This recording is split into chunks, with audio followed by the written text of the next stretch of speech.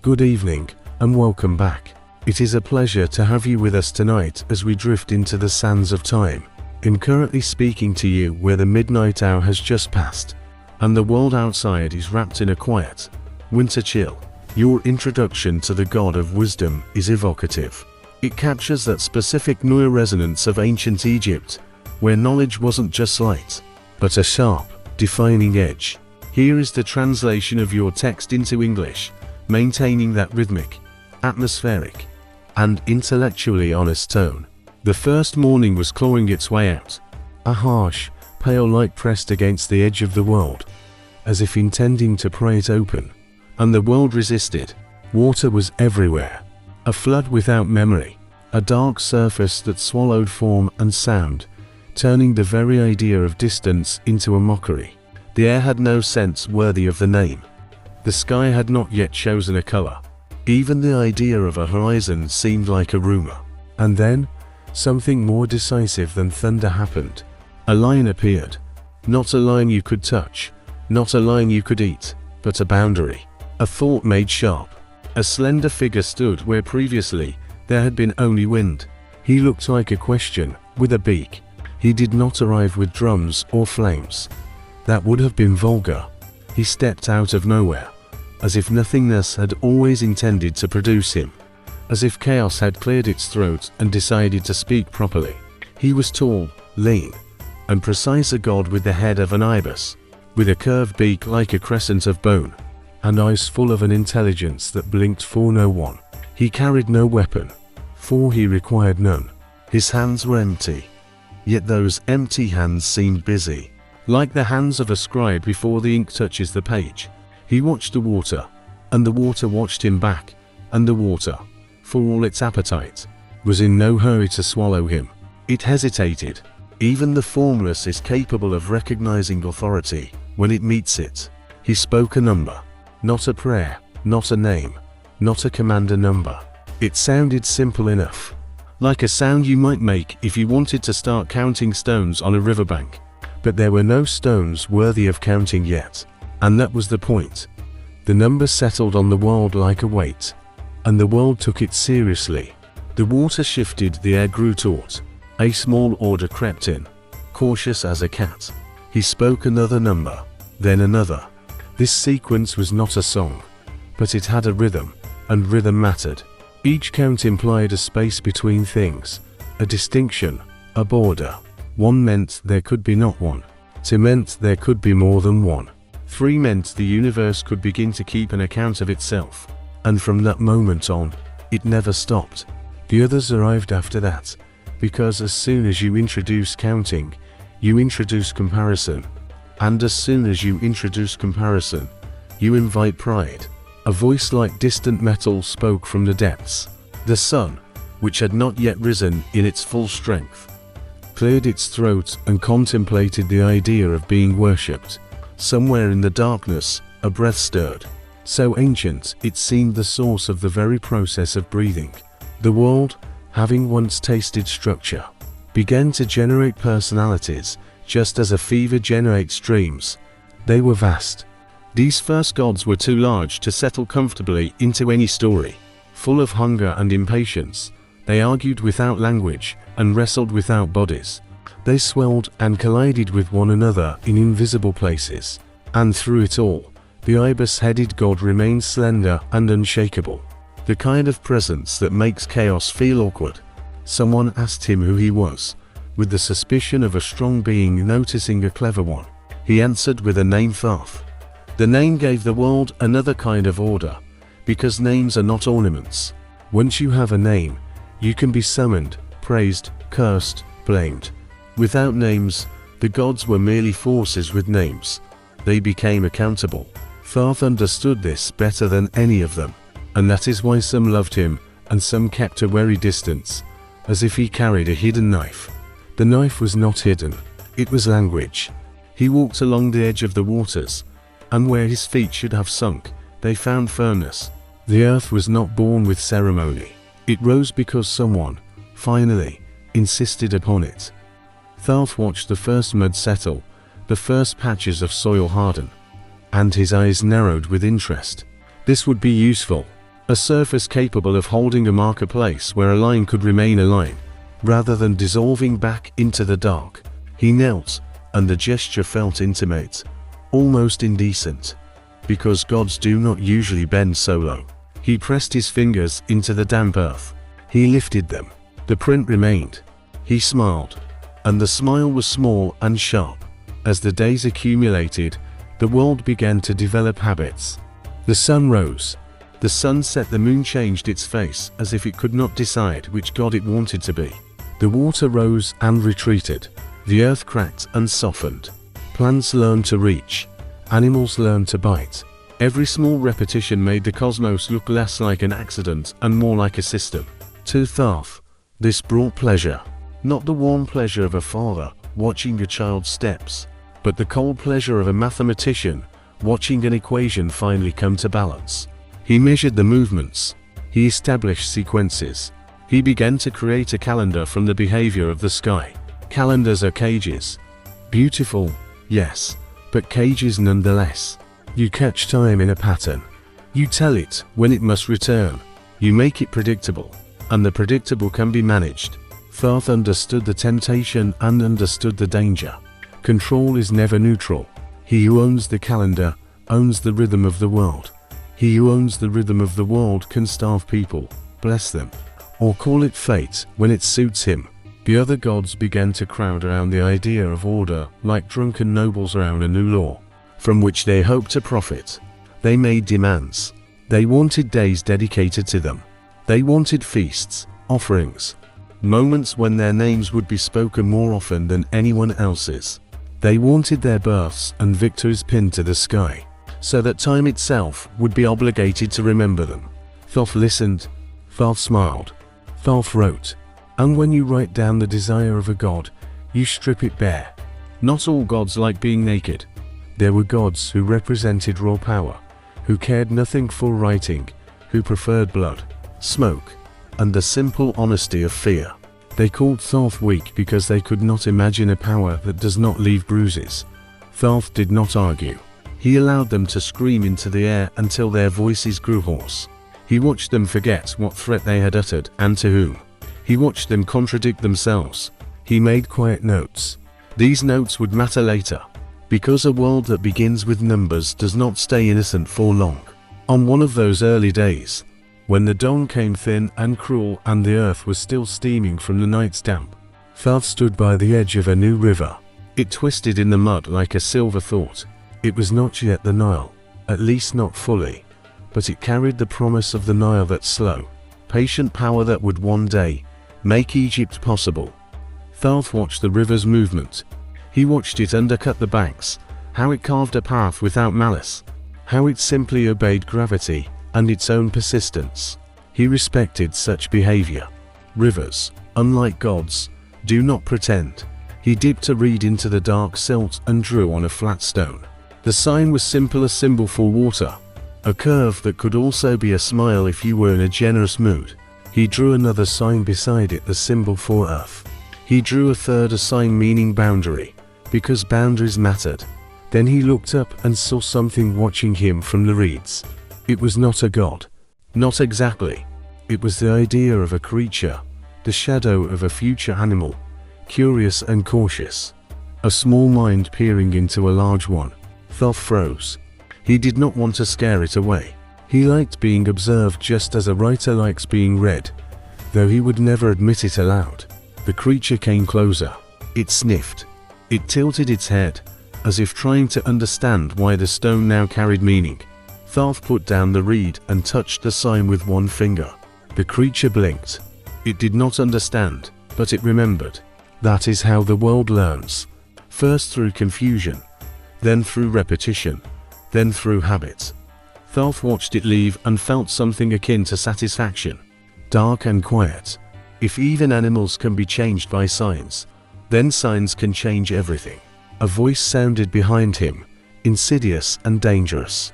A god had approached closely without making the heavens shudder, which meant this god knew how to be subtle, and subtle gods always bring more trouble than noisy ones. Thoth turned. The god wore beauty like armor. In his eyes shone a humor that promised no mercy. The god asked Thoth what he was doing. Thoth answered directly. He said he was keeping an account. He said he was creating things that could be remembered. The god laughed and said that memory belongs to the gods, that mortals would be crushed under its weight, that even gods could drown in what they refused to forget. Thoth listened and then said very quietly that to forget is not the same as to forgive. The gods' laughter stopped. Thoth did not win many arguments by force. He won them with the kind of phrases that stick in the mind like a splinter. The god left irritated, and the air grew lighter when he vanished. Thoth returned to his science. He added a fourth sign, the one that meant silence, a space left intentionally empty. He was keeping his pact. He also liked how it looked. Emptiness can be more threatening than a word, because emptiness invites the imagination, and the imagination is always ready to bite. As the world filled with life, Thoth's role grew clearer. Other gods would rule through appetites. Some would rule through fear. Thoth ruled through definitions. He became the one summoned when disputes threatened to tear creation apart. He became the one who could say, in that calm voice, what had been agreed upon and what had not. He became the one who could tie a thing to a name and make it behave as if it had always been destined to behave exactly that way.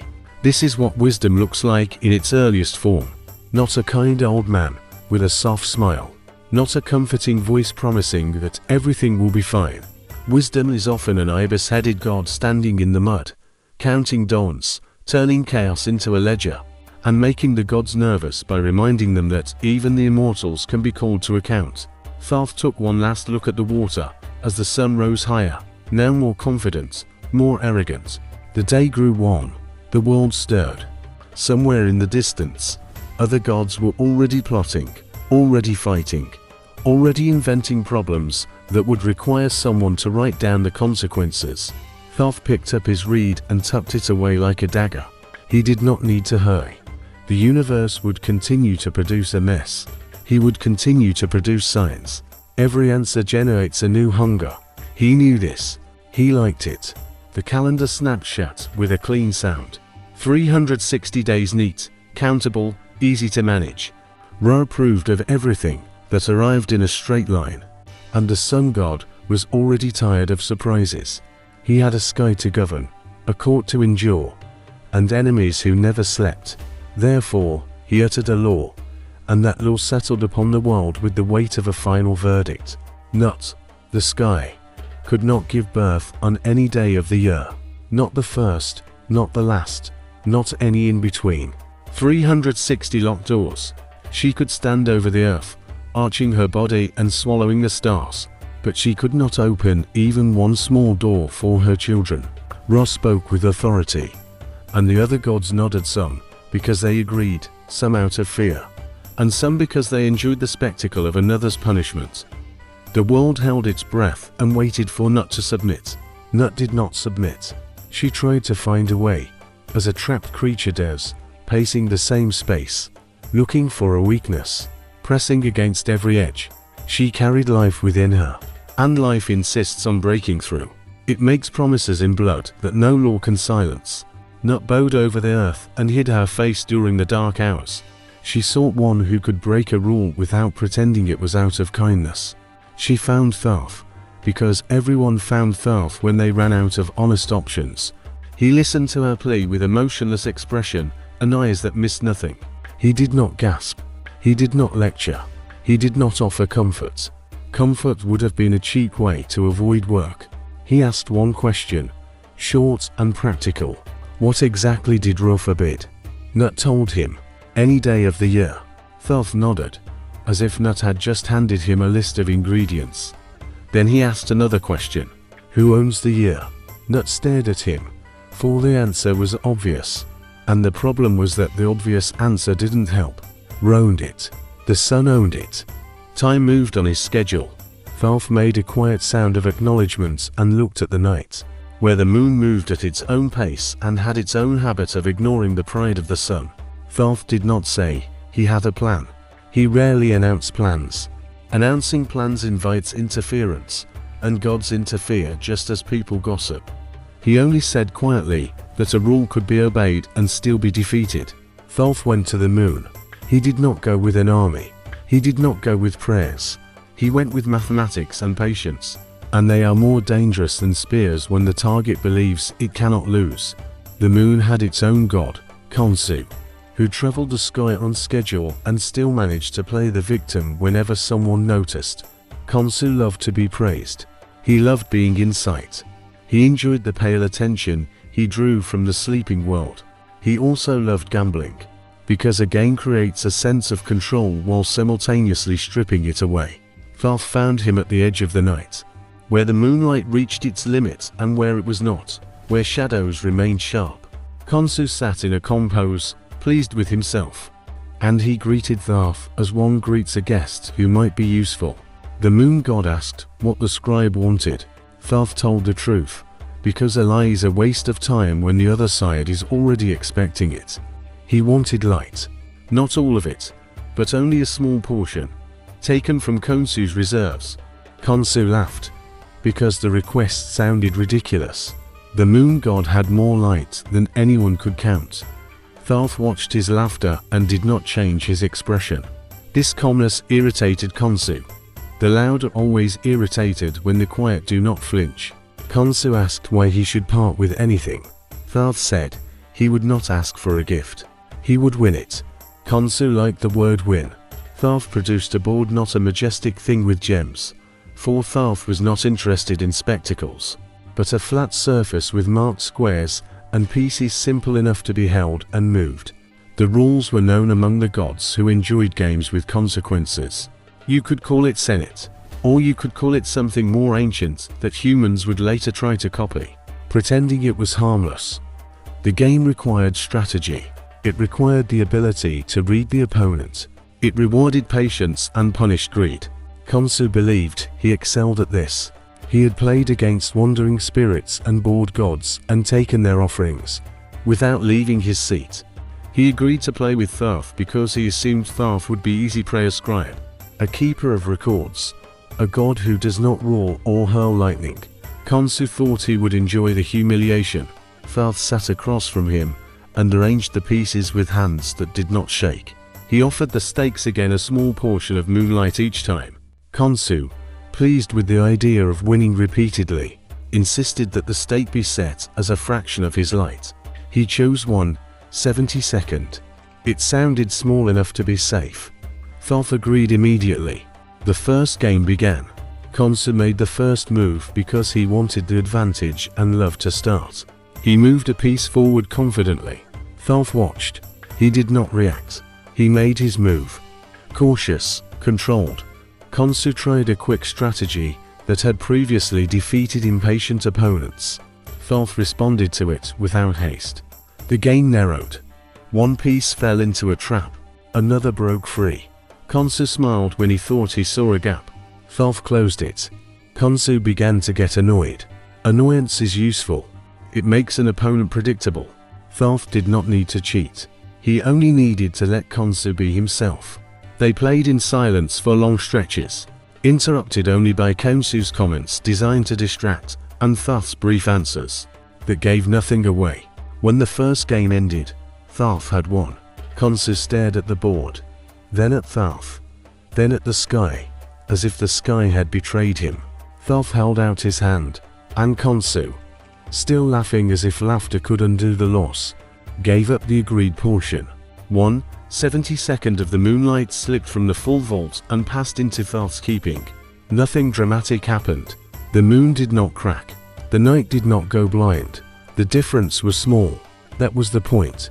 Small thefts do not sound the alarm. Khonsu immediately demanded a second game. Thoth agreed. He did not gloat. Gloating makes the other side change their mind. Thoth wanted Khonsu to be reckless and eager. The second game ended with Thoth winning again. Not by luck, not through sudden miracles, but through steady pressure and better judgment. Another portion of light changed hands. Khonsu's confidence began to turn into stubbornness, which is a sure way to lose over and over. He insisted on a third game, then a fourth. The nights passed. The games continued. Sometimes Khonsu would win a round and reclaim a part, and he would shout about it so loudly he could wake sleeping stones. Thoth would not accept the loss and adjust. He let Khonsu feel clever, because a satisfied opponent takes greater risks. When Thoth won again, he took his share without comment. Over time, the collection grew. Thoth did not hoard light out of vanity. He measured it.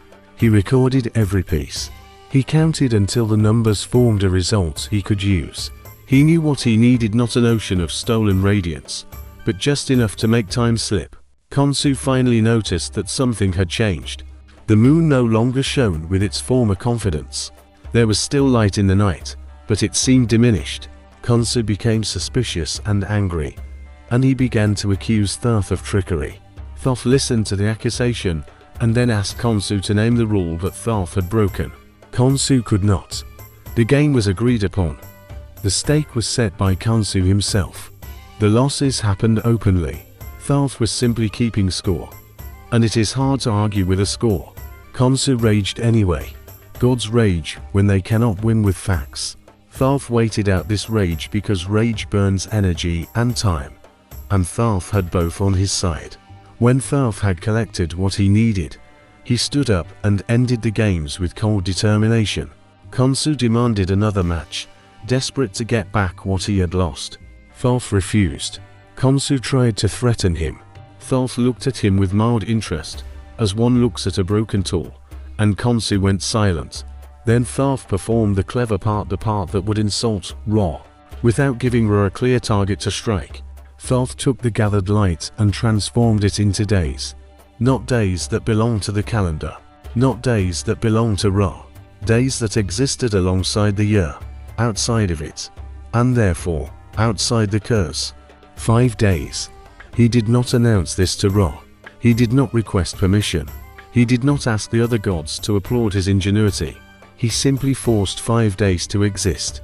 And existence has a stubborn quality. Once a thing exists, you can complain about it, but you cannot easily deny it. The 5 extra days flowed into the stream of time and created a breach where there was none. A secret corridor through the wall of the calendar. Thoth handed these days to Nut without ceremony. He told her what they were. He told her what they were not. They were not part of the year. Ra had forbidden her to give birth on the days of the year. These days did not belong to the year. That was all.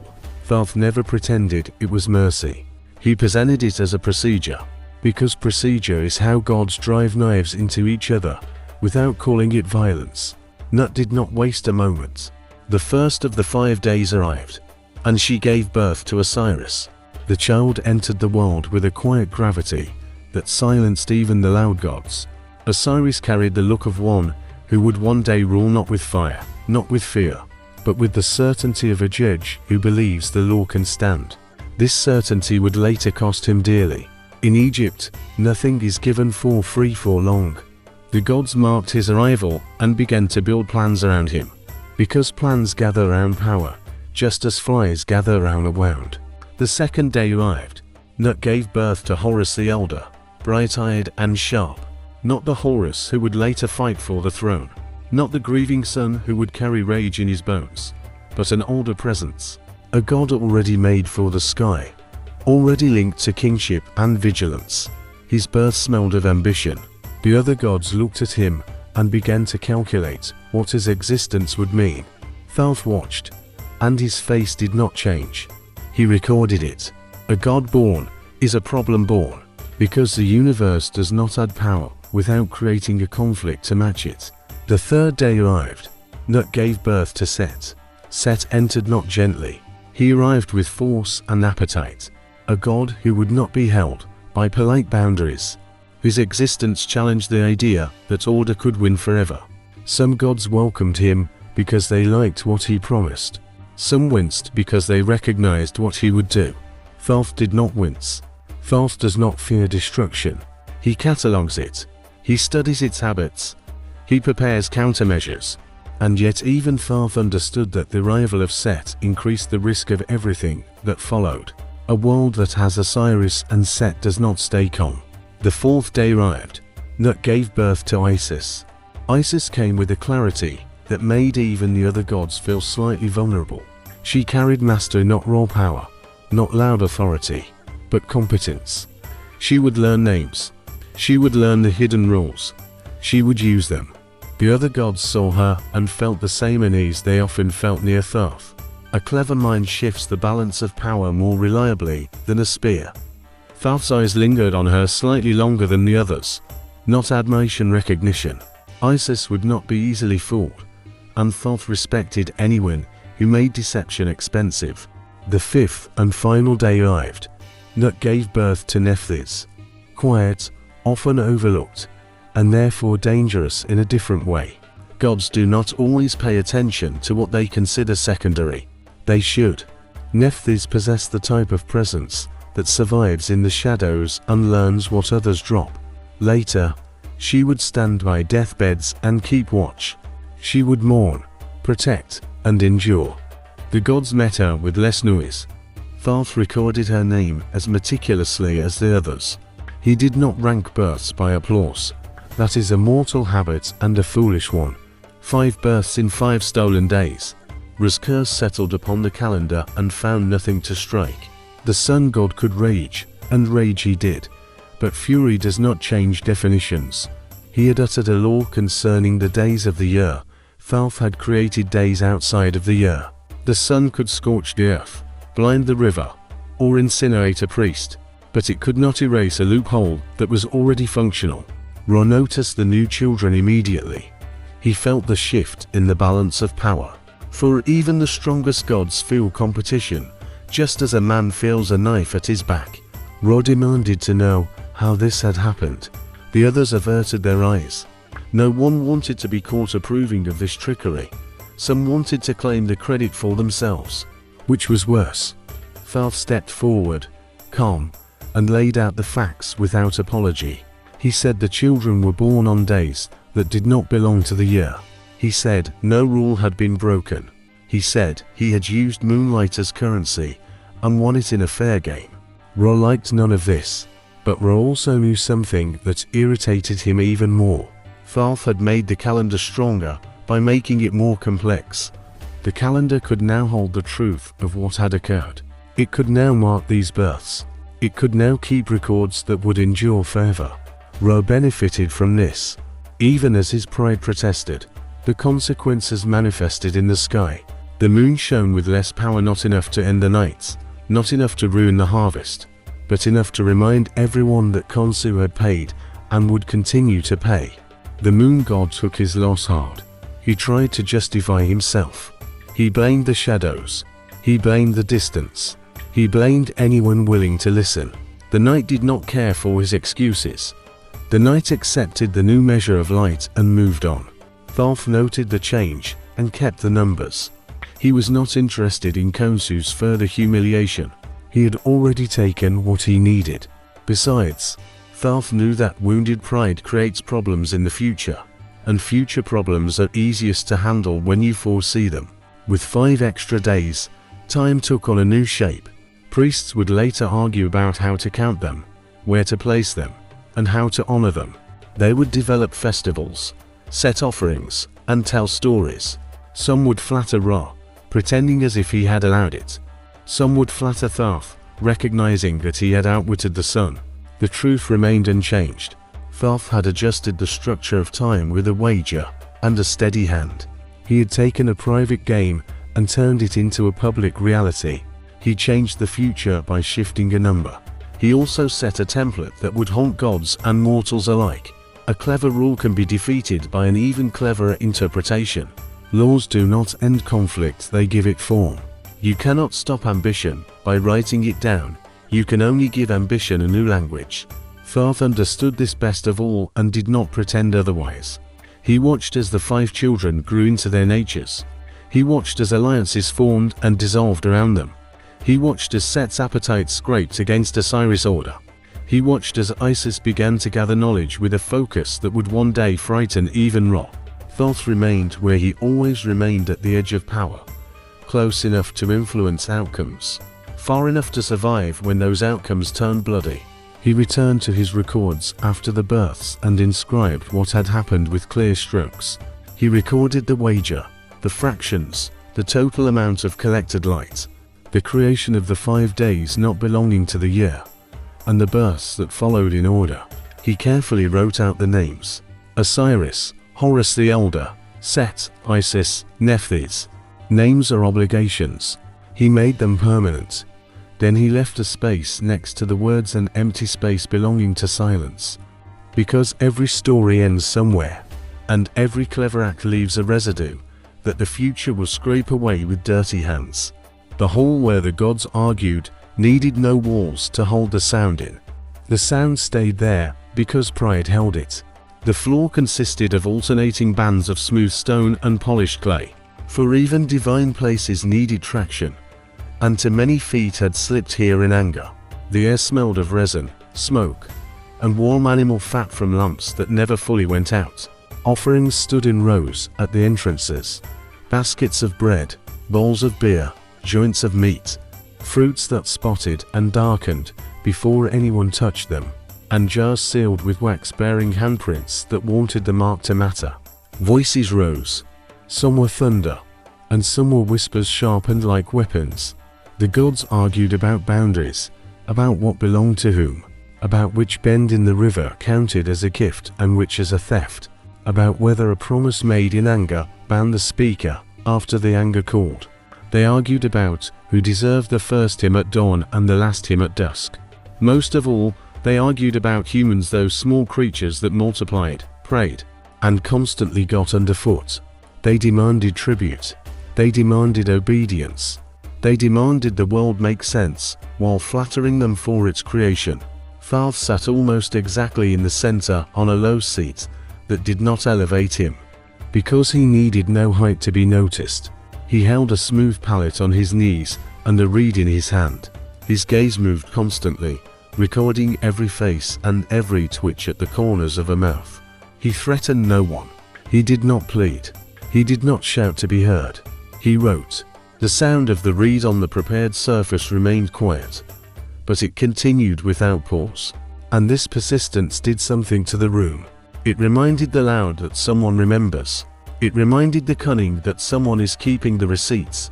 A god could roar and call it justice, but Thoth could record the exact words, the exact claim, the exact denial, and he could place one line next to another, making the contradiction visible. He corrected no one in the moment. He offered no comfort of immediate judgment. He gathered statements in the order they were spoken. He recorded who swore and who hesitated. He recorded who pointed the first finger, because the first finger often belonged to the guilty. When a god tried to shout over another, Thoth noted that interruption too. This detail mattered later. When the interrupted insisted they were silenced and the interrupter that they had simply moved the discussion forward. The court had rules, even when the gods pretended they didn't. Someone had to announce the disputes. Someone had to decide who spoke first. Someone had to mark the end of an argument so the room could breathe again. Ra still presided over much of this, radiant and heavy with authority. But even Ra did not want to deal with every minor grievance that rose to him. Power finds ways to avoid work, and delegation is one of them. Thoth made delegation possible. He provided a structure that other gods could lean on without admitting dependence. When two deities quarreled over a city festival, Thoth asked them to state their claims in clear phrases and then asked if any oath had been given. He did not ask this with warmth, he asked it with routine. Routine makes the world seem manageable. One god would mention a promise made long ago, the other would deny it. Thoth would reach for an earlier record and read the line, and the room would grow quieter, because there it was not a memory, not a story, but a mark that did not bend for pride. A recorded promise had weight. The offender could still refuse to honor it, but the refusal then carried a price. Other gods could see that refusal. Humans could see it later. The universe, noticing patterns even when gods pretended otherwise, could weave that refusal into the shape of future consequences. Writing became something more than a tool for accounting. Thoth developed it into a system capable of carrying many kinds of meaning without breaking. He created signs for sounds, signs for objects, and signs for ideas. And he built rules for their combination, so that one line would not swallow another. He learned to make a sign meaning water and also a sign meaning the sound that started the word for water. And he learned when each was vital. He arranged the signs so they pleased the eye while serving the mind. Because humans obey what looks intentional, he taught the hand to keep an even pressure so the line would stay stable. And he taught the mind to keep an even focus so the sentence would stay precise. He experimented with surfaces. Clay took the mark easily, but cracked in the heat. Stone was durable, but required effort. And effort made people choose their words with caution. Wood carried symbols, but warped and split. Papyrus, when it arrived in a usable form, welcomed ink and offered speed, which created new dangers. Speed allows lies to spread. Thoth did not fear this, he foresaw it. He created methods for sealing text, for placing signets, for setting witnesses alongside it to make forgery difficult and detection likely. He created inks that held fast, made of soot, gum, and water. And he created red pigment too for warnings, for headings, and for names needing special handling. He forced scribes to learn how to mix it correctly, so it would not smear. And he punished careless work with extra practice, not because he cared for aesthetics, but because a smudge could turn an oath into a loophole. Some gods complained that writing made speech less holy. Thoth listened and asked if they meant holy or convenient. The complaint usually ended there. Speech vanished into the air, writing remained. This difference angered some gods because it diminished their ability to rewrite the past. They liked a world where a lie could be replaced by a louder lie. Thoth restricted that freedom without lifting a finger for violence. He simply made a record. He also understood how records could be used as weapons. And he did not pretend to be neutral. He chose what to preserve in full detail and what to condense. And this choice was power. He could describe a god's generosity with a list of quantities and dates. He could describe a god's cruelty with exact quotes. He could let the facts speak. And facts speak harshly when they are arranged in the right order. Some gods tried to flatter him, some tried to intimidate him. Thoth accepted neither approach. Flattery asked him to become careless, intimidation asked him to become afraid. He valued thoroughness more than praise and fear more than threats because fear kept the mind taut. And he remained on guard. The first human scribes appeared in the wake of these divine habits. Humans always copy what the gods do, then pretend it was their own invention. They watched the priests moving through the temples, carrying pallets and scrolls, marking grain reserves, counting cattle, listing offerings, and recording the names of the dead, so those names would continue to receive attention. Humans quickly realized that a recorded mark could move goods, control labor, and decide who would eat in a bad season. They also learned that a recorded mark could accuse. A priest could point to a line and call it law. A tax collector could point to a list and call it debt. A judge could point to a confession and call it guilt.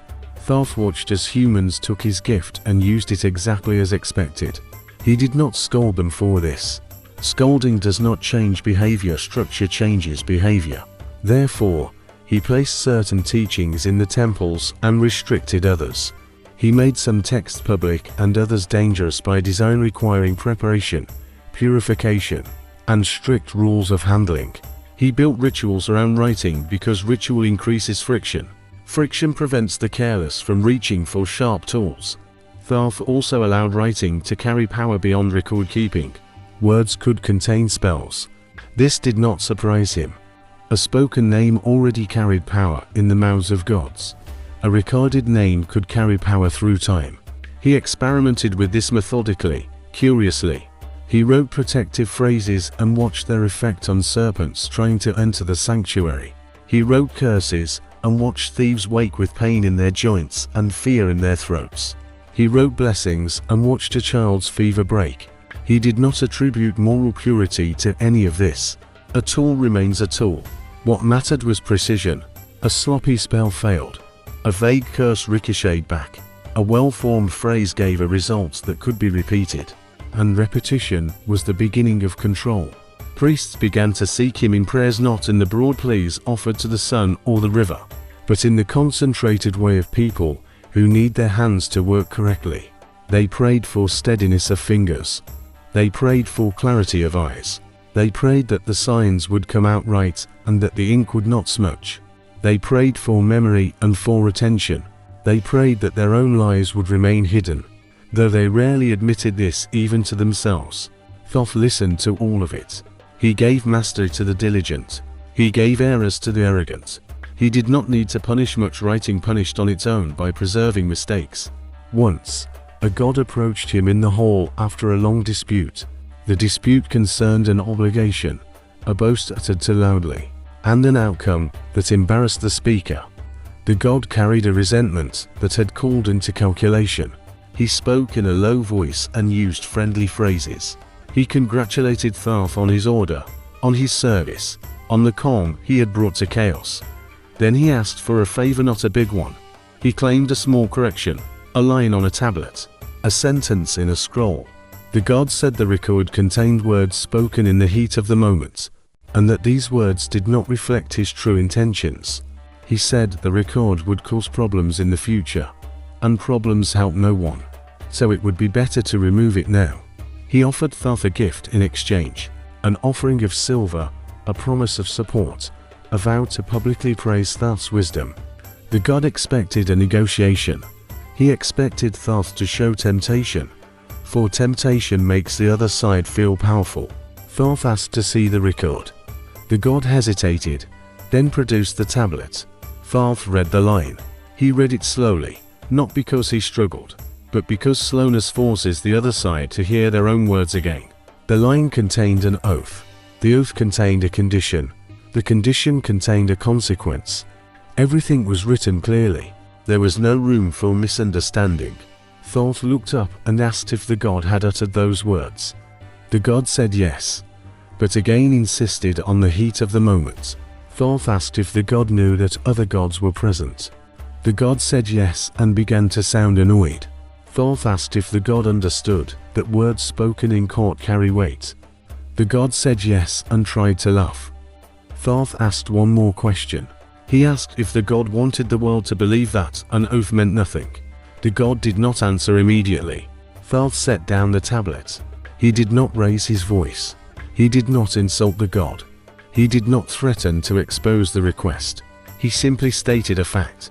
If he removed the line, the record would become unreliable.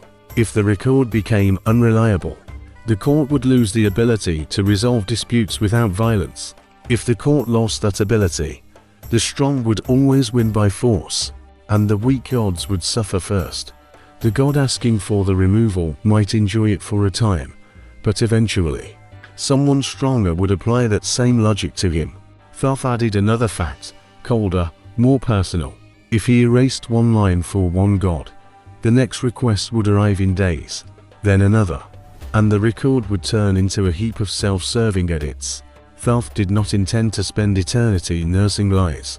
The god's friendly tone hardened. He reminded Thoth that gods do not need scribes. He said Thoth's position existed only because the higher gods allowed it. He said the reed in Thoth's hand could be broken. Thoth looked at the god's hand, then at the god's mouth. Then he said something that struck with more force than an insult. He said the reed was replaceable. The signs were not. The oath existed. The witnesses existed. The consequence existed. If Thoth died, someone else would still find the tablet. Someone else would still read the line. Someone else would still know what the god had promised and what the god was now trying to discard. Thoth added that killing him would not remove the record. It would only prove that the god feared it. The god did not like this. There was no clean answer. He left the hall with a stiff posture and a plan for revenge later. For gods do not forget a refusal. Thoth watched him go and return to work.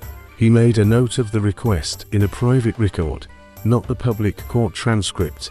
He did it not out of malice, but because a god who asks for a deletion once will ask again, and the second attempt might use different methods. Thoth preferred preparation to surprises. This is how writing changed the divine world. It did not make the gods kinder. It made them accountable in ways they could not easily escape. It also made them more inventive in their cruelty. A god who could not erase a line could still twist the interpretation. A god could argue over meaning. A god could argue over scale. A god could argue whether a sign meant one thing or another. Thoth countered these tricks by refining the system. He introduced determinatives to clarify sense. He established conventions. He trained scribes to recognize common deceptions. He required multiple copies stored in different places, so that one fire or one theft would not destroy a record. He encouraged the habit of reading aloud in court. For oral repetition before witnesses created another layer of permanence. He knew that humans lie most easily in private. Public statements create a visible risk. Humans watched all of this with greedy eyes, for human ambition never stays small for long. Scribes rose in status. A man who could write could negotiate with officials, could fix land holdings, could draft contracts, could become indispensable. Indispensable people collect enemies. Some scribes began to believe they were harmless because they carried no weapons. This belief amused Thoth. Harmless people do not set taxes. Harmless people do not list the names of criminals. Harmless people do not record who owes what to whom. Harmless people do not write curses on shards and hide them in the earth. Scribes could destroy lives with one line and save lives with one correction. They could do it without lifting a hand for violence. This power attracted those who wanted control without risk, and it attracted those who wanted to serve something larger than themselves. Thoth found room for both types and watched to see which would last longer. Those who treated writing as a toy rarely survived the consequences. Those who treated it as a responsibility grew into something harder to break. The priests added Thoth's name to their daily rituals. They did not always love him, but they respected him. In the morning, before the first offering lists, they asked for accuracy. Before a sacred text was copied, they asked for the purity of symbols. Before a contract was sealed, they asked that the marks hold fast. They offered incense, bread, and sometimes a simple bowl of water, for not every request needed grandeur. Thoth accepted the attention without vanity. He did not need praise to do his work. He needed the system to keep functioning. He wanted words to keep their meaning. He wanted measures to remain unchanged. He wanted the calendar to hold. He wanted the court to avoid sliding into constant violence, not because he hated violence on moral grounds, but because violence was inefficient. It destroyed resources.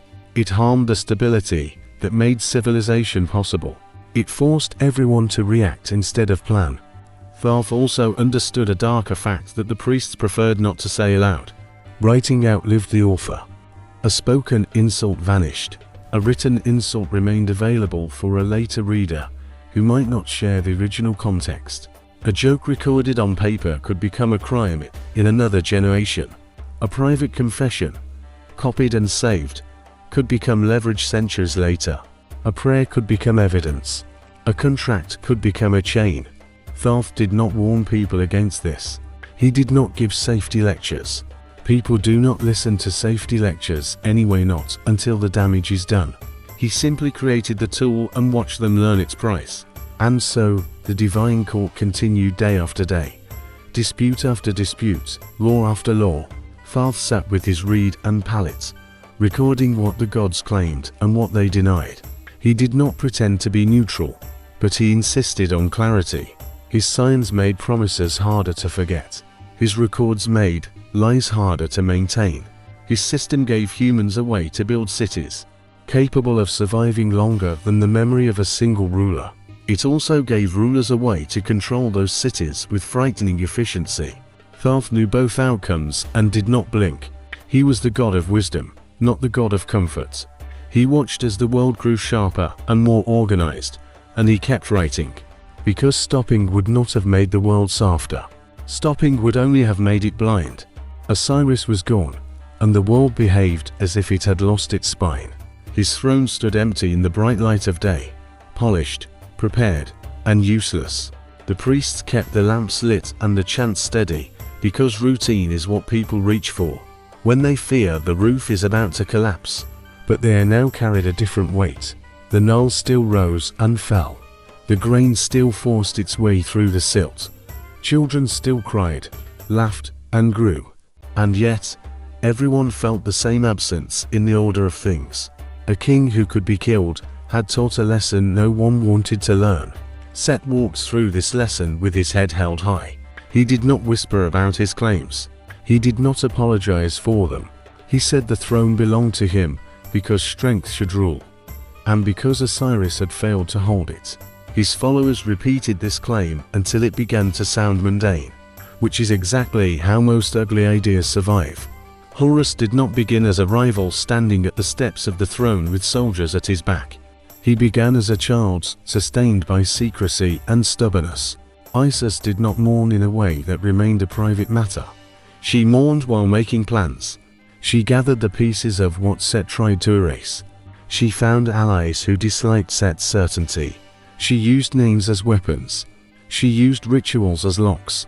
She watched the sky, watched the shifting loyalties of the court, watched who expressed condolences and who kept silent.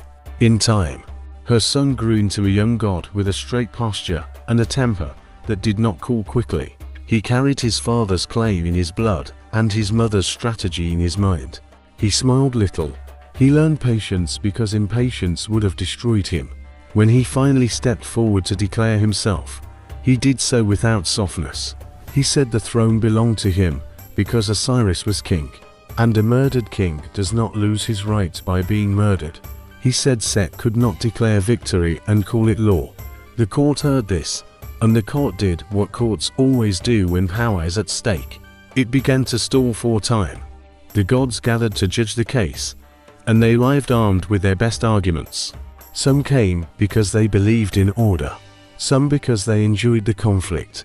Some came because they wanted to be seen choosing a side early to claim credit later. The hall filled with the heat of the lamps and the sour smell of incense burned for too long.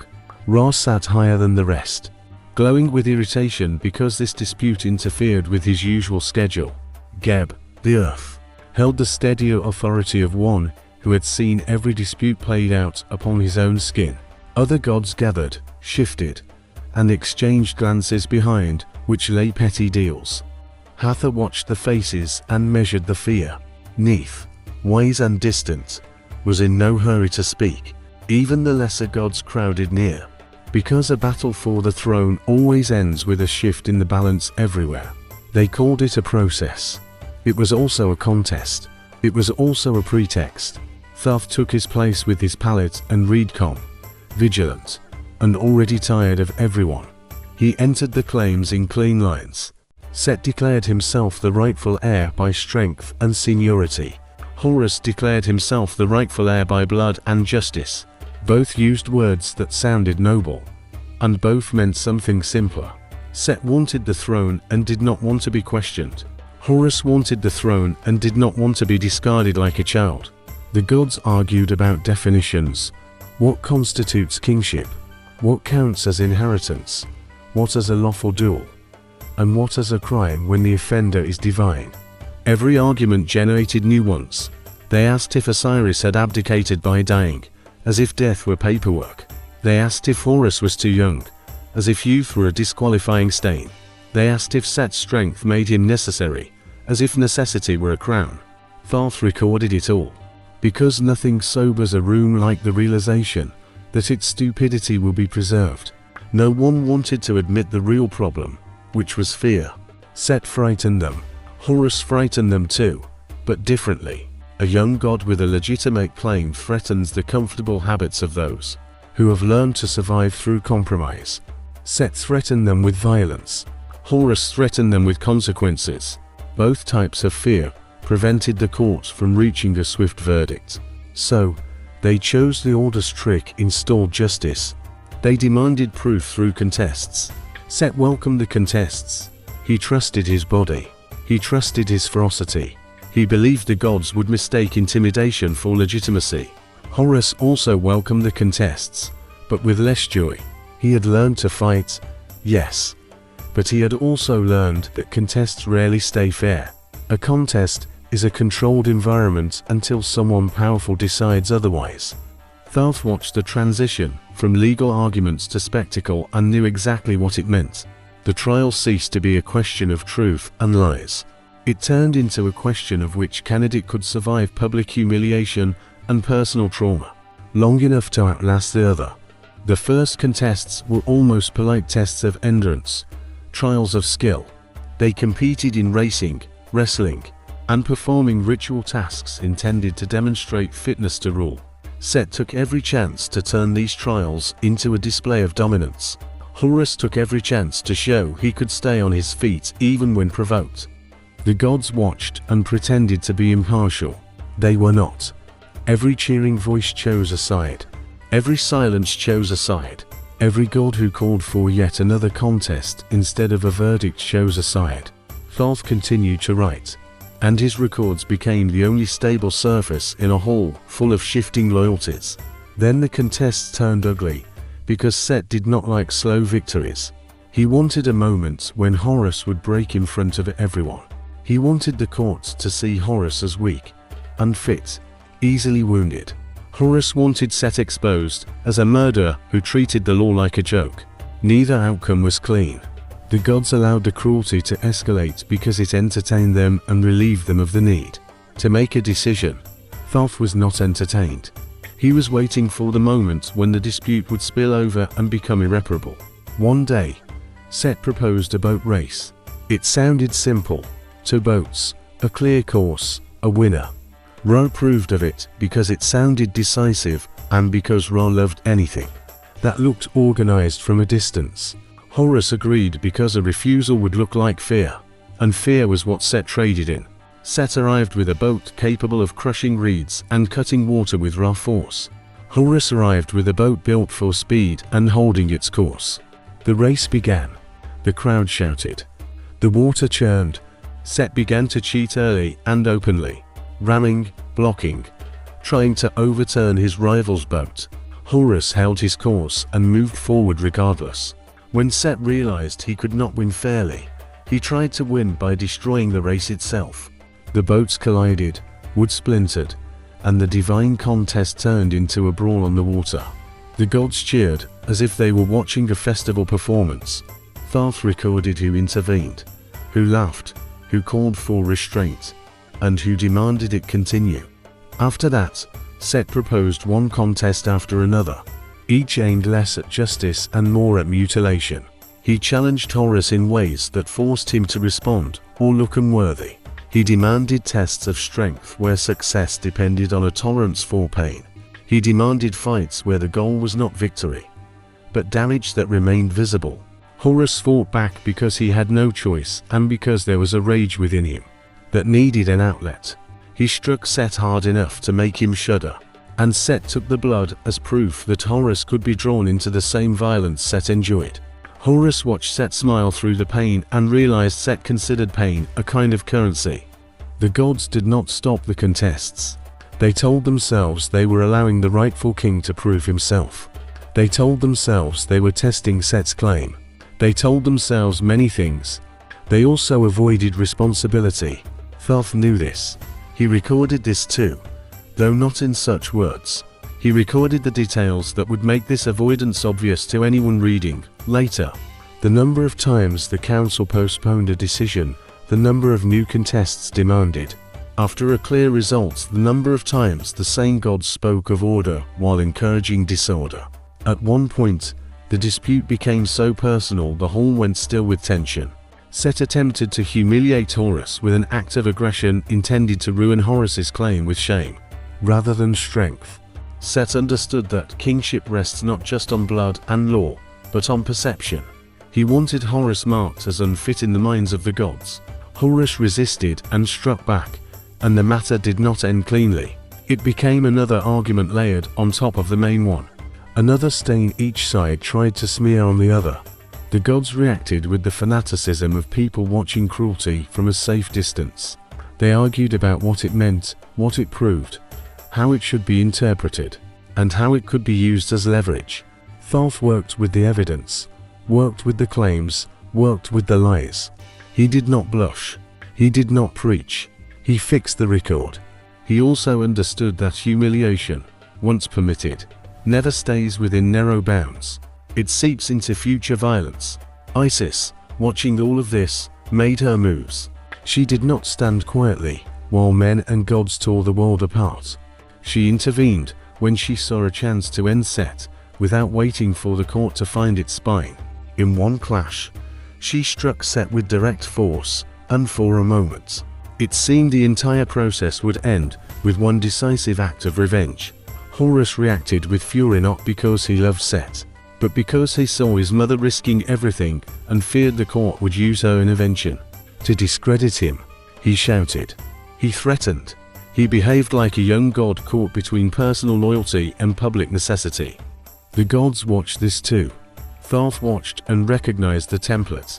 The court was teaching Horus to be a king by teaching him to sacrifice comfort, including the comfort of simple gratitude. As the contests continued, they began to break the parts of Horus that were never meant to break. That is what a prolonged conflict does. It finds the weak points through repetition. It takes what is strong and wears it down. The tireless Set finally struck Horus a blow that changed everything. He attacked Horus' eye. The eye was not merely a part of the body. It was the symbol of Horus' power and perception. It represented his ability to observe, to judge, and to protect. Set knew this. He tore it with intent. The struggle that followed was brutal and unrestrained, and the court did not stop it immediately, because the gods wanted to see who would fall first. When it was over, Horus recalled with a damage that manifested in how he held his head and how he looked at the world. His eye was wounded. In some traditions, Set tore it out entirely. In others, he damaged it beyond recognition. The result was what mattered. The wound did not heal on its own. The gods, suddenly faced with visible consequences, tried to pretend they had not encouraged this. They called for order. They called for medicine. They called for a pause. They called for someone to fix what their indecision had permitted. They called for Thoth. Thoth approached Horus without haste and without softness. He did not treat Horus as a fragile creature. He treated him as a damaged object whose function required restoration. He examined the injury with the same focus he applied to a disputed line of text. He asked short questions. He demanded honesty. Horus, in pain and rage, answered as clearly as he could. Set watched from a distance, satisfied, believing the trauma would remain proof that Horus could be diminished. Thoth did not argue with Set. He ignored Set. Ignoring one who craves attention is one of the few pure punishments available in a hall full of proud beings. Thoth began the search for what was lost. The eye, damaged or scattered, did not return as a single object that someone could simply pick up and hand back. It existed as fragments of meaning, fragments of function. One part represented sight, another protection, another integrity. Thoth approached the problem as he approached everything. He identified the components. He named them. He counted them. He established what was missing and what could be returned. The priests would later link these parts to measures and fractions, for priests always loved turning myth into a manual. But Thoth did it not for priestly romance. He did it because counting creates control, and control creates restoration. He moved through the places where the contests had occurred. He interrogated witnesses who preferred not to acknowledge what they had seen. He tracked down gods and spirits who had pocketed fragments as trophies. He confronted those who tried to hide what they had stolen, claiming it belonged to them. Now, he corrected them. He demanded the return. Sometimes he negotiated, sometimes he threatened. His threats did not rely on fire, they relied on records. He could name what a god had taken, and exactly when. He could name what that god had promised in an earlier dispute. He could place those two facts side by side until the thief realized the price of refusal. Some returned the fragments with angry faces, some with forced smiles. Some tried to bargain for favors. Thoth accepted only what helped the restoration. He paid no bribes for stolen pieces of a future king's integrity. Having gathered enough, he began the reconstruction. He used spells that had less poetry and more functionality. He used names spoken with extreme precision. He used ritual actions aimed at binding the parts back into a coherent whole. He used his own authority as the one who measured time and fixed calendars. Because if you can change the structure of days, you can also change the structure of a trauma. He applied his mastery to Horus with the same cold thoroughness a skilled surgeon uses. The eye began to return to its proper role. Horus' vision sharpened. The pain retreated, turning into a dull memory. The mutilation remained part of the story, because stories do not erase harm. But the function returned. Set watched this with new irritation. He had marked Horus' staff, refused to let the mark remain. Horus, recovered enough to stand with confidence again, did not thank Thoth with tears or public declarations. He expressed respect in the only way that mattered in that court. He listened when Thoth spoke.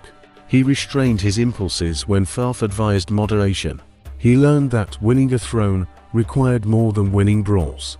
It required surviving the court, surviving the stories, surviving the long record that would outlive them all. The process resumed, slower and angrier, because both sides had learned their lessons. Set understood that simple violence would not end the matter. Horus understood that the gods would not restore justice simply because it was deserved.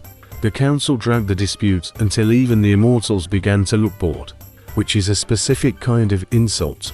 Ra was losing patience and tried to force a conclusion.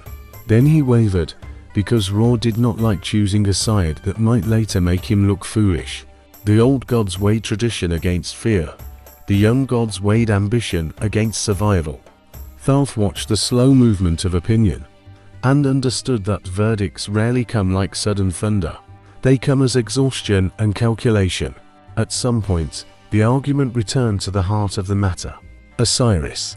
One cannot argue forever about inheritance without addressing the fact that the previous king did not simply step aside. He was removed. The gods tried to treat that death as a past event to be filed away. Horus refused. He brought the absence of Osiris into the room over and over, until the council had to acknowledge it. Set tried to reframe the murder as a necessary conflict, a victory, a redistribution of power. Horus called it what it was: a crime committed for personal gain. The gods reacted with discomfort, because acknowledging a crime among gods threatened their belief that they stood above the law. Thoth did not share that belief. He had written to many oaths to pretend they meant nothing. The council sought advice from outside when they could not decide. They sent messages to a goddess known for clear judgment, asking if the kingdom belonged to the son or the brother. They demanded official statements, sealed and delivered. Because official statements allow a court to blame someone else, Thoth bore these messages and returned with answers that offered no easy ways out. The council leaned toward Horus. The court still wavered, because the court feared Set's reaction. Set reacted anyway with rage, with threats, with new challenges. He tried to force a result by making himself too dangerous to ignore. He demanded a final series of tests. He demanded public declarations. He demanded that the gods state clearly if they considered him unfit. He wanted the courts to agree with him, out of fear. Horus met him with controlled strength. He did not retreat. He did not plead. He grew into the posture of a king through stubborn repetition, showing the gods he would not vanish simply because they wanted the problem to evaporate. Thoth worked through all of this as the only figure maintaining functionality, while everyone else drowned in pride. He kept the minutes. He kept the calendar of events. He watched who voted, who changed their vote, and who tried to pretend they had never spoken. He corrected false statements. He clarified disputed terms. He spoke when the court leaned toward total collapse. He did this not out of kindness. He did it because without a verdict, the conflict would spill over the land forever. And without a verdict, the sun's schedule would suffer. The offerings would falter. The human world would shudder. The gods could afford chaos for a time humans could not. Thoth knew the stability of the human world fed the gods in the form of devotion and ritual. A long divine feud made the temples uncertain and the prayers confused. A confused prayer did not flatter the gods. Even the selfish gods understood this. The verdict finally arrived in fragments before it arrived in full. More gods spoke openly for Horus. More gods began to treat Set's claim as a problem rather than an option. More gods remembered Osiris' reign with nostalgia, and nostalgia influences judgment more than anyone wants to admit. Set's supporters grew quiet. Set himself did not become humble. He became dangerous in a sharper way, because losing without acceptance breeds desperate acts. The court prepared for a new outbreak of violence. Thoth forced the moment of conclusion with the only tool that worked in that room. He made the decision official by recording it as law. He gathered the final statements. He fixed the council's decision that Horus would be king. He wrote down the reasons given: ancestry, legitimacy, the restoration of order. He recorded Set's objections and the fact that those objections did not change the outcome. He inscribed the verdict in a form that could be repeated in temples and cited in disputes. He made it part of the structure of governance. A spoken verdict could be contested, a recorded verdict could be copied, distributed, and preserved. It could be taught. It could become reality through repetition. Set did not take the decision with dignity. Set never took anything with dignity. He protested. He threatened. He promised revenge. He demanded compensation. The court offered him roles, territories, privileges, anything that might keep him from tearing everything to shreds. Thoth recorded those concessions too, because concessions become traps when they are forgotten. Horus took the throne not as a boy who had won a fight, but as a king who had survived a process designed to break him. His restored eye became a sign used in offerings and protection, and the memory of its damage remained a warning. The gods had almost destroyed their own aura because they enjoyed delays and conflict. Thoth's record ensured that no one could pretend everything had been clean. The hall slowly emptied. The lamps burned lower. The offerings lay uneaten until the priests carried them away. Because even gods lose their appetite after long arguments, Thoth stayed for a moment longer, looking at the marks he had made. He did not smile. He did not sigh. He simply checked the final lines for accuracy. For accuracy was the only form of mercy he consistently offered. Then he sealed the record and stored it where theft would be difficult. A verdict is useful only if it survives. The dead man arrives without ceremony, no trumpets, no welcoming committee. The breath stops, the body calls, and all that remains of the self enters a passage that cares nothing for status, power, or excuses. The first thing the dead notice is that the darkness has rules. Torches burn with a steady flame that does not flicker in a draft. Because there is no wind here belonging to the weather. The floor beneath the feet remains firm, and it does not forgive hesitation. The air carries the smell of resin and old incense. And beneath that, something sharper, the smell of fear, exhaled by countless mouths and never fully ventilated. The dead walk because stillness changes nothing. Ahead, the passage opens into a hall so wide a voice would echo if anyone dared to shout, but most do not dare. This place has columns, carved surfaces, and ordered space, because the Egyptians build beyond the threshold of death, as if permanence were a duty. It is the Hall of the Two Truths. The name comforts no one. It hints that one truth is not enough and warns that a lie will meet more than one kind of judgment. Anubis waits in the center, jackal-headed, precise, and unsentimental. He does not smile, but neither does he threaten. He performs his role with the calmness of one who never expected justice from anyone. He gestures for the dead to come closer, and the dead obey, for refusal is meaningless. A tribunal sits across the entire hall, and the dead feel those gazes upon them long before they can distinguish faces. In some accounts, the number is given as 42, a satisfactory number for bureaucracy, large enough to exhaust the guilty and specific enough to terrify the innocent. Each assessor performs a function. Each has a name indicating a specific kind of failure. A person may tell themselves they lived a worthy life, but then they look at the row of judges whose job is to detect very specific forms of cruelty, and suddenly the word worthy begins to feel thin. Further back, Osiris presides over the court, green-faced, impassive, draped in the signs of kingship and death, accompanied by Isis and Nephthys, steadfast as witnesses who cannot be bribed. The dead see him and feel the old human reflex to bargain with power. Some try immediately. It does not help. This court does not run on flattery. It runs on measurement, The scales stand where the room's attention naturally falls. The apparatus looks simple precisely how serious tools always present themselves. Two pans, a central beam, a balance point that cares nothing for tears. On one side rests a feather. The feather of Mot, the principle of truth, order, and right measure. Here, it is not a symbol. It is an object with weight and purpose. On the other side goes the heart, because the Egyptians do not treat the heart as an ornament. The heart is the locus of intention. The heart remembers what the mouth tries to reshape. The dead approach and feel their own heart as if it suddenly weighs more than it did a moment ago. Beside the scales, Thoth sits with his palette and reed, ibis-headed, vigilant, and precise. His presence promises no comfort, it promises documentation. He does not argue with Anubis. He does not advise the dead. He simply prepares to record what happens. If the soul passes, the record will say so. If the soul fails, the record will say so. There will be no missing line to hide behind. There will be no blurred mark allowing for interpretation. The dead see Thoth and recognize a special kind of danger, the danger of being understood clearly. Amit waits too. The devourer does not stand at attention like a god. Amit waits as hunger waits. Patiently, because time here does not belong to the living. Part crocodile, part lion, part hippopotamus. Assembled from creatures that do not negotiate. Amit does not need to speak.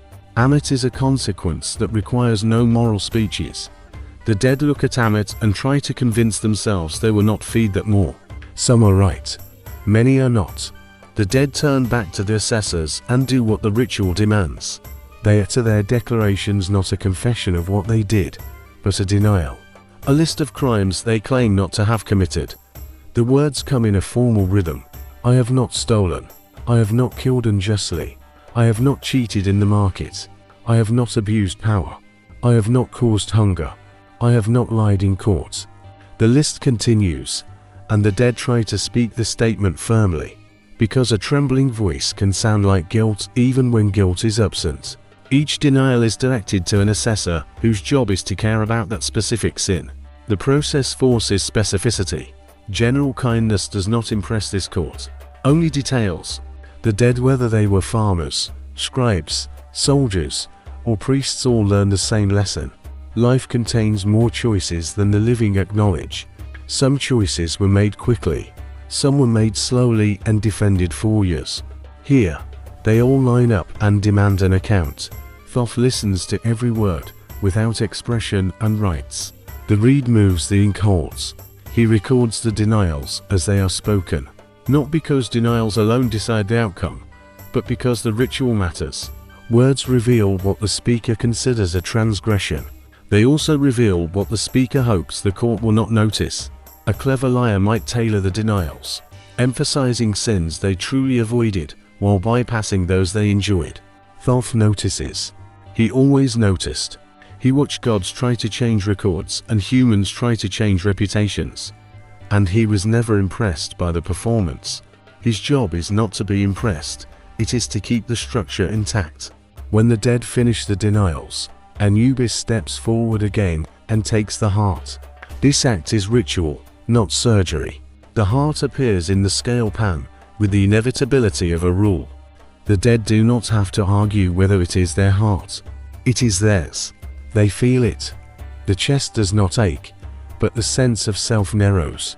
In life, people pretend they can carry contradictions without consequence. In death, contradictions become weight. Anubis adjusts the scales with careful hands.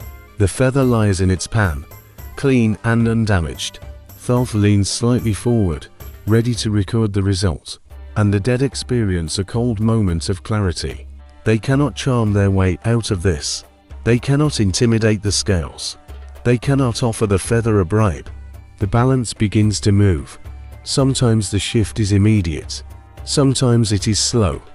The dead watch the beam of the scales, and every small movement feels personal. A heart weighted with cruelty doesn't just weigh more, it pulls down with certainty.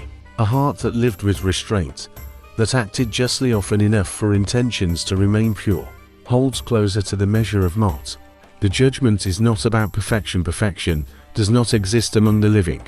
The judgment is about alignment.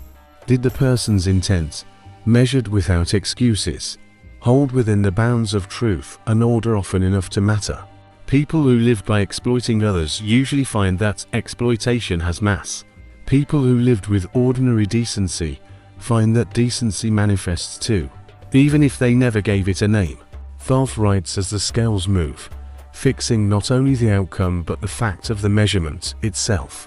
He notes the feather was present, he notes the heart was placed correctly. He notes the balance beam came to rest.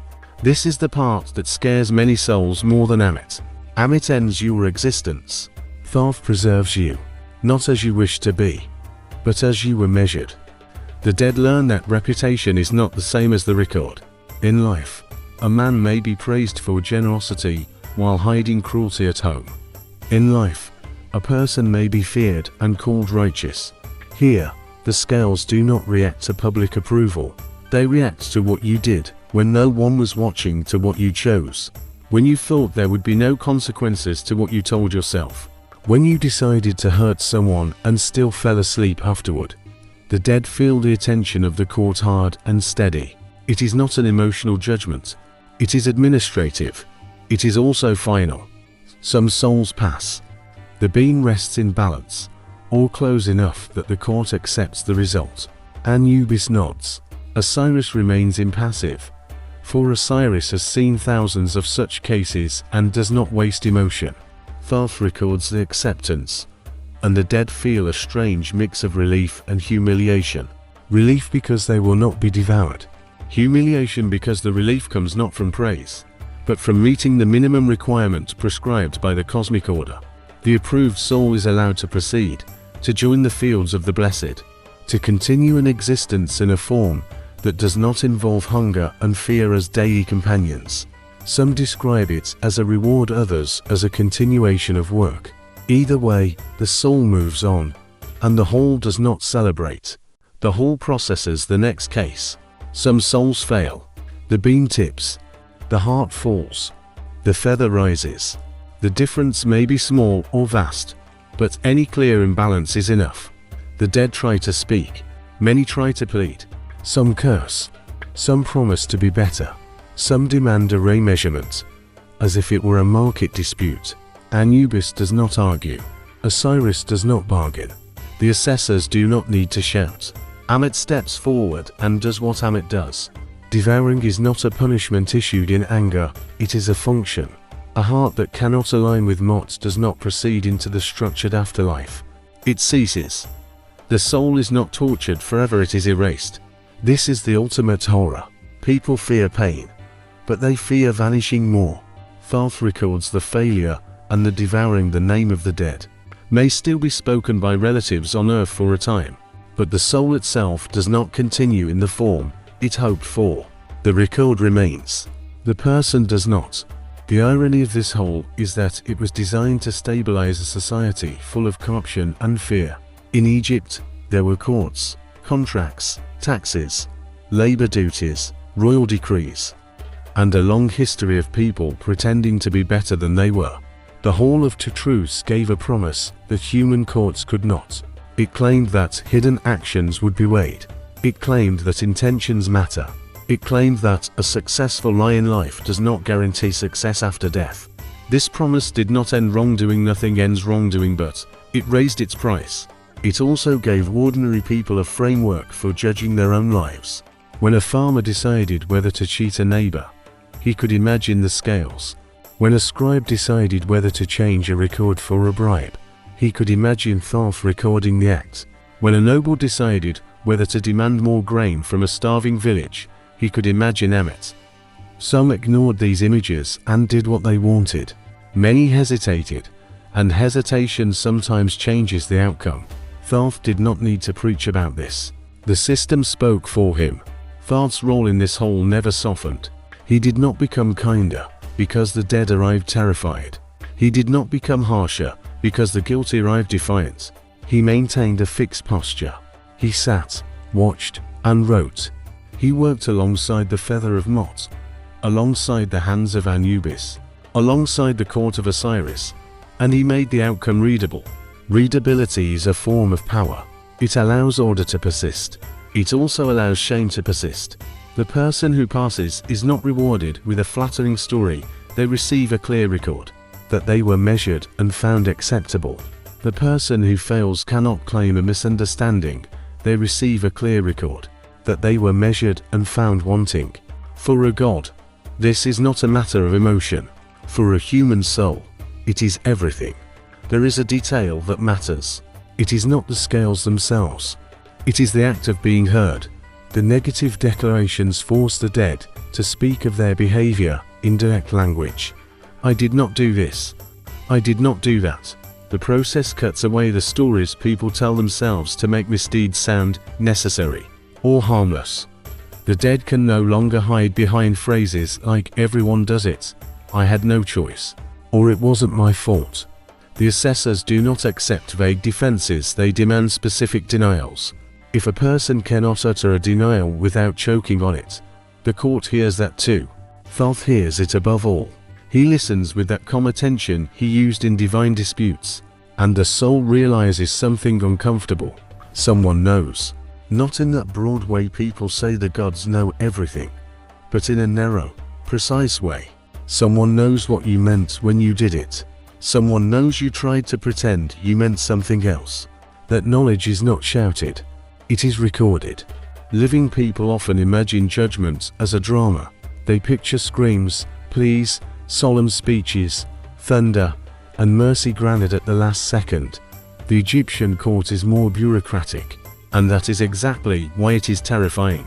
It treats moral failure as a measurable imbalance rather than entertainment. It treats justice as a procedure that cannot be charmed. It treats the human soul as a ledger entry, which is insulting if you believe in your uniqueness, and comforting if you fear randomness. Thoth sits at the center of this insult and discomfort. His record makes the procedure durable. If you wanted your misdeeds to be forgotten, this is the worst possible arrangement. If you wanted your quiet decency to be accounted for, even when no one praised you, it is the best. When the dead leave the hall, one way or another, Thoth does not follow them. He remains. Another soul arrives. The torches keep burning. Anubis continues to move with practiced precision. The assessors maintain their fixed gaze. Osiris keeps his composure. Amit continues to wait. The structure persists, and Thoth's reed continues its small, steady work. He recorded verdicts on kingship, calendar reforms, and the oaths of gods who thought themselves above consequences. And he records the fates of ordinary souls with the same discipline. In this is his power, not in kindness, not in cruelty, but in accuracy. The rumor entered Memphis and did not leave. It passed through colonnades and courtyards, past market stalls and temple kitchens, through places where priests kept their mouths shut and places where servants didn't bother trying. It was said that a book existed, not a book of hymns, not a sacred text copied 100 times until the words became ordinary. This was the only work that could not be made harmless through repetition. The rumor held that Thoth wrote it himself with his own hand, not as a gift, not as a lesson, but as a thing in itself, hidden from those who would use it for harm, and hidden from those who would use it for good and still pay a price. The rumor also said that a person could read it and command the animals, the water, and the sky, and could see the gods without going blind. The rumor did not say what the book would demand in return. Rumors rarely include the price. They focus on the prize, because that is how they recruit the fools and the hungry. The man who listened most intently was Set-Kamwasit, a prince by birth and a scholar by habit, the kind of person who cannot pass an inscription without wanting to know if the scribe made a mistake. He lived surrounded by comfort and yet felt restless, because comfort does not satisfy a mind before which doors have opened. Set knew the temple libraries and the training of scribes. He could read what most people could not and could pronounce names that most mouths mangled. The priests respected him and worried about him, because knowledge in a royal body creates problems. Set took the rumor seriously, just as he took everything else with a focused attention that made people step aside. He questioned scribes who pretended ignorance. He questioned gravediggers who claimed they remembered nothing. He questioned priests who tried to redirect him to safer pursuits. He offered gifts. He offered threats. He offered the quiet pressure of royal power that had no need for shouting. The rumor sharpened into details. The book lay in the necropolis. It rested with a long-dead prince, named Nanifakapta, the man who first stole the book, and was punished in a way that made even experienced mourners cast down their eyes. The book was buried with him because it could not be destroyed, and because no one wanted to touch it again. Seth set out for the necropolis at night, because he wanted no procession and no witnesses who might later claim they had warned him. He took a small group of men who knew how to be silent and knew that a prince, who had already made up his mind, should not be asked moral questions. The desert air lay heavy on the skin. Torches burned. Sand shifted underfoot. Tomb entrances looked like mouths forcibly closed. Seth moved between them with confident steps, reading names, checking marks, matching the map in his head to the stone before him. When he found the tomb, he did not hesitate. The seals had been broken before. Grave robbers had checked every resting place in Egypt. However, this tomb still bore a different kind of warning. Old spells clung to the doorway. The air tasted wrong. Satan ordered the entrance cleared anyway. The men rolled back the stone. Dust rose. The passage opened. The darkness inside waited with the patience of something that had outlasted men stronger than these. Seth entered first, because he believed leadership meant never letting fear be noticed from behind. His men followed him more slowly, less confidently. Their sandals shuffled on the floor, and the sound seemed louder than it should have been. In the tomb was a chamber with a shrine and a sarcophagus. And there was something else. A presence, not a living god, not just a spirit, but a deliberate device of protection created to keep the book where it was. Satan saw the first sign when the torchlight stumbled upon movement. Snakes. Not one or two. There were many coiled near the chests and boxes set in the depth of the chamber. Their bodies looked too smooth, their eyes too vigilant. One snake raised its head and watched Satan without the dullness of an animal. Another glided across the floor with such speed that one of Satan's men flinched and nearly dropped his torch. Satan did not retreat. He spoke words learned during temple training, words that bind and limit, words that tell a creature it cannot cross a certain line. The snakes froze. Satan continued. He spoke again. The snakes lowered their heads. He did not smile. He did not boast. He worked. His men watched with a mixture of relief and fear, because they saw that the prince had something more than just curiosity. He had training. That training did not guarantee safety. It simply meant he would reach the danger faster. Satan ordered the chests opened. The first chest was sealed and heavy. It resisted, then yielded. Inside was another. Within that lay yet another. Wood, copper, stone. Every layer was intended to slow the thief. Every layer was intended to make the thief feel he had earned the prize through his labor. Satan's men sweated and grunted. Their hands shook.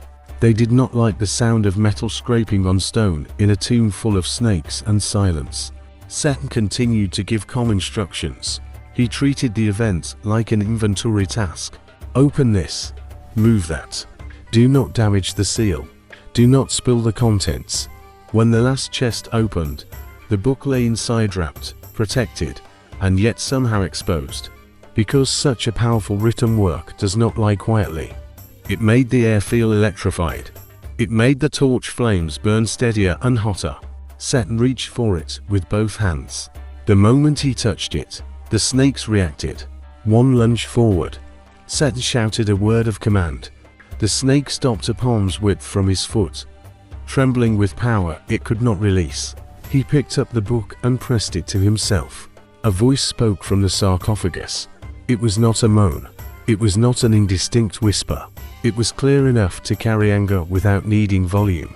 The deceased Prince Nanifakapta addressed Satan by name and told him to put the book down and leave.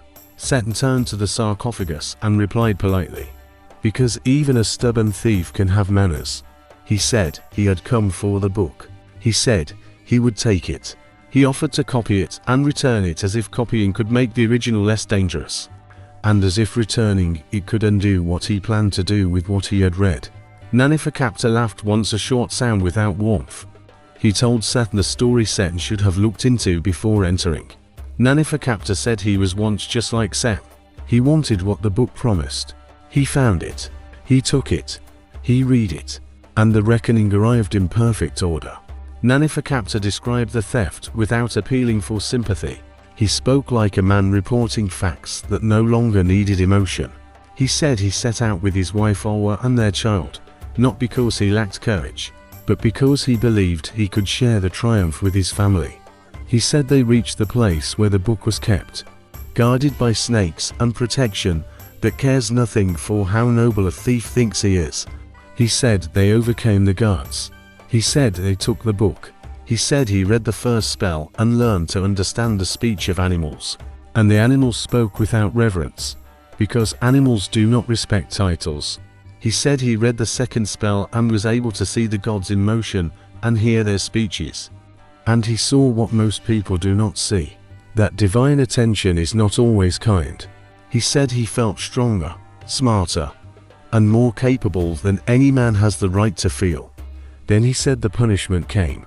His child died first, taken by the water. Olwa tried to save the child and died too. Naneferkaptah retrieved their bodies because he refused to accept the loss. He brought them back, believing he could use the book to reverse the outcome. The book did not offer that. It offered knowledge, not mercy. Naneferkaptah returned to Egypt carrying the dead, and then he too died, because the theft was not forgiven and because the world did not agree to his terms. He ended up sealed in the tomb, and the book was buried with him, as if burial could stop the appetites of the living. Seth listened to all this and felt only a momentary chill. He did not show it. He said Naneferkaptah's story was regrettable. Then he said it would not happen to him. He believed the difference between a doomed man and a successful one was personal mastery. This belief ruins people daily. It ruins kings. It ruins priests. It ruins scholars. It ruins anyone who thinks fate is something that happens to others. Naneferkaptah gave him a final warning. He said the book always collects a fee. If Satan stole it, Satan would return it one way or another. Satan replied with a calm refusal. He ordered his men to finish the work and leave. They left with the book. The snakes, restrained by Satan's words, did not attack. The tomb closed behind them, but the warning did not stay inside. Satan brought the book to his house, closed the doors, and sent everyone away. He wanted no witnesses. He wanted no interference. He wanted this experience to belong only to him. He unwrapped the book with cautious hands, because a man can be reckless toward consequences and still respect craftsmanship. The writing on the pages looked clean and precise. It did not look ancient in the way people expect ancient things to look. It looked intentional, as if time had not been allowed to touch it. Satan began to read. He spoke the words aloud, because recorded spells do not always activate in silence. He pronounced every sign with precision. He refused to stumble. He felt the first effect quickly. Animals nearby reacted. A dog raised its head and listened. Birds outside stirred on their perches. Satan continued reading. He reached the first spell, which allowed understanding the speech of animals, and immediately tested it. He called a servant to bring a cat. The servant hesitated, then obeyed. The cat arrived, annoyed, and Seth spoke to it. The cat replied not with reverence, but with the impatient truth about hunger, comfort, and preferences. Seth laughed, delighted and insulted at the same time. He asked more questions. The cat answered with simple honesty and tried to leave. Seth stopped it because he had gained new power and wanted immediate proof of control. The cat resisted with claws. Seth let it go, irritated. Then he realized something. He could understand the animals. He could not make them respect him. This bothered him more than it should have. He read further. The next spells promised power over water and the sky. Seth tested those as well. He poured water into a bowl and spoke a phrase. The water moved not randomly, but in direct response. It rose and fell at his command. He watched it and felt satisfaction tighten in his chest. He went outside and spoke another phrase. The wind shifted, the dust swirled, and the air grew cold. He felt a new ability settle in his body, and with it came a quiet arrogance. He could do what others could not. He could impose his will on the elements that usually ignore human desires. He returned inside and read further. Then the book began to answer him in ways Setna had not expected. Knowledge did not sit politely in his mind. It pressed. It demanded application. It made ordinary duties seem small. Temple rituals felt slow and monotonous. Court life seemed shallow. Conversation with other scholars felt dull because they did not know what he now knew. Setna began to withdraw. He still attended meetings, still spoke when required, still wore his status correctly. But his attention was elsewhere. He could not stop thinking about the next spell. He could not stop imagining what else the book might reveal. He began to treat people as obstacles between him and his reading time. And he began to treat his own body as a tool that had to be forced to stay awake. Sleep became a hindrance. Food became an interruption. He grew thin. His gaze grew sharper. His temper flammier. Those close to him noticed this, and they remained silent. For speech against a prince rarely ends well. Punishment arrived not with one clean blow, but through distortion. One day, Setna went to the river and watched a group of children playing by the water. One of them fell in. The others screamed. Setna rushed there immediately, for he possessed power and believed that power should solve problems. He spoke the words intended to stop the water. The water froze. The child did not rise. Setna came closer, irritated, and then he saw that the child was not a stranger. It was his own son. The scene made no sense, because his son was safe at home. Setna reached into the river and pulled out the body. He felt the weight, the limpness, the slippery water on the skin. His mind tried to reject it as impossible. His hands didn't care about the impossible. They held what they held. People screamed. Setna called for help. He carried the body toward the house. And as he moved, the street around him changed. The houses looked wrong. The faces looked unfamiliar. His own servants did not recognize him. He reached his doorway and found strangers there. He demanded entry. They refused. He pushed past them and went inside. And inside, he found his house arranged differently. He found his wife in grief, and she looked at him with hatred, as if he were the direct cause of death. Setna tried to speak and could not find the right words. He reached for a spell, because spells had become his first reaction. He spoke. Nothing changed. The power of the book did not undo what the curse of the book had arranged. Then the scene broke off, and Setna found himself again by the river with his living and laughing son nearby, splashing in the shallows and looking at Setna as if his father had gone mad. Setna stood there, trembling with anger and fear. He had been shown a death that had not happened, and yet the panic in his body was real. The humiliation was real. He returned home and tried to pretend nothing had happened. He could not. This experience marked him. It taught him that the book could use his own mind against him. It could create visions that made him feel the consequences before they arrived. It could strip the comfort of certainty. It could make him doubt what he saw. A man who cannot trust his senses is easy to control. And Setna realized this with growing horror. The visions continued. They aimed at what was dear to Setna, and they did so without refinement. He saw his wife being taken from him in scenes that changed every time, sometimes by disease, sometimes by accusation, sometimes by a sudden act of violence he could not prevent. Even when the spells were on his tongue, he saw lost children. He saw himself disgraced at court, mocked by those very scholars who once feared his intellect. He saw himself alone with the book in an empty house, still reading, still hungering for more, still unable to stop. He would wake up after these experiences in a sweat, in a rage, convinced he could outsmart them if he remained calm. He read more because he believed more knowledge would protect him. This was the trap. The more he read, the deeper the book's influence sank into his life. Finally, the deceased Prince Nanifakapta appeared to him again, not in the tomb, but at a moment when Setna hoped he was alone. Setna had fallen asleep over the text and woke to find the room colder and the lamplight steadier. Naneferkaptah stood there with the calmness of a man who no longer expects to be believed. He told Setna that the visions would not stop. He told Setna that the book had been stolen, and stolen things demand return. Setna tried to threaten him. The threat sounded foolish the moment it left his mouth. Naneferkaptah did not react. He said that Setna could keep the book for a while. He could enjoy its spells and its power. The payment would not be voluntary.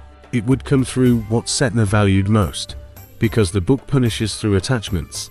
Then Naneferkaptah gave Setna one piece of advice, the only useful thing he had offered since the beginning. He told Setna to return the book, while there was still enough of himself left, to do so of his own free will. Setna did not return it immediately. He argued with himself. He negotiated with his own fear. He tried to find a way to keep the knowledge and avoid the reckoning. It is a common human hobby. It is doomed to failure. His life began to fall apart in ordinary ways too. He snapped at servants. He ignored duties. He frightened his wife with his distracted intensity. He looked at his children and felt not comfort, but sharp anxiety that the book would use them again. The anxiety made him distant. The distance made them frightened. Fear made his home colder, and any curse could. Setna realized that he was already paying not in one dramatic scene, but in the slow erosion of relationships. Knowledge had made him less present, less patient, less capable of simple tenderness. He began to understand what Naneferkaptah meant. The payment was not always death. Sometimes it was the loss of a normal life. When Setna finally returned to the tomb, he went there at dawn, not because he wanted the light, but because he no longer cared about secrecy. He carried the book wrapped in cloth, holding it as if it might bite. He brought offerings not because he believed offerings would erase the theft, but because he knew, in Egypt, ritual matters, and he wanted every possible protection from further chaos. This time he entered the necropolis with fewer people. His voice sounded different. There was less confidence in it. He reached the tomb, opened it, and descended. The snakes were still there. They watched him. They did not need to attack. Setna approached the sarcophagus and called for Naneferkaptah. He spoke in a restrained tone and admitted he had come to return what he had taken. Naneferkaptah answered from the stone, and there was no triumph in the answer. There was only expectation. Setna put the book back into the chest. He sealed the chest. He restored every layer, box within box, as it had been before. He did it carefully because he wanted the book to be isolated, and because he had learned, careless handling invites new harm. The moment the book lay in its place, Setna felt a shift. The pressure in his mind eased. The obsessive hunger subsided. The silence in the tomb did not become friendly, but it became less hostile. Naneferkaptah spoke again and demanded more than just the return of the book. He demanded the return of his wife and child, not in the flesh, but in proper burial, in the correct arrangement beside him, so that the family could rest together rather than remaining scattered by the consequences of the first theft. Setna agreed. He performed the task. He sought out the bodies where they were stored. He returned them. He arranged them. He sealed the tomb again. Every action felt like repairing damage that never should have happened. He did not feel redeemed. He felt exhausted. The book had taught him a clearer truth than any lecture. Such great knowledge does not behave like a trophy. It behaves like a responsibility that punishes the irresponsible. Thoth did not appear in the tomb with a dramatic entrance. He didn't need to. Thoth rarely announces himself when the outcome is already determined. Nevertheless, Setna felt the god's presence in a way he could not mistake. It came as a sense of being watched without threat, a sense of being evaluated with ultimate precision. Setna looked into the darkness between the chests and the walls, and for a moment he imagined the Ibis-headed god sitting there with a reed and palette, recording Setna's choice without comment. Setna understood then that Thoth had not written the book to tempt mortals. Thoth wrote it because writing exists, and the most powerful writing will always attract theft. Thoth isolated it and allowed the book itself to guard its boundaries. He did not forbid knowledge. He charged a price for it. The price was not a coin. The price was a consequence. Setna left the tomb and returned to his life. He kept his status. He kept his wealth. He kept his family. And yet, he did not return the same. He carried the memory of the visions in his body. And memory changes behavior when a person is honest about it. He became more cautious in his ambitions, not less ambitious. Caution and ambition often live in the same mind. He began to treat temple texts with greater respect, not because he feared the priests, but because he realized some words do not forgive carelessness. He watched younger scholars with a more watchful eye, those who wanted shortcuts and secret power. He did not tell them the whole story. People rarely learn from stories they haven't lived themselves. But he placed obstacles in their path. He encouraged slower learning. He insisted on discipline. He made the easy theft of knowledge more difficult because he now understood. Difficulty can be a form of protection. The Book of Thoth remained where it was meant to be, buried and guarded. Not because people stopped wanting it, but because Setna's story traveled and did part of the guarding itself. The whisper of law can restrain as effectively as a locked door, at least for those who listen. Those who do not listen always exist, and always will. Thoth knows this too. He built a world where writing has power. And he also built a world where power attracts abuse. He doesn't panic over this. He records it.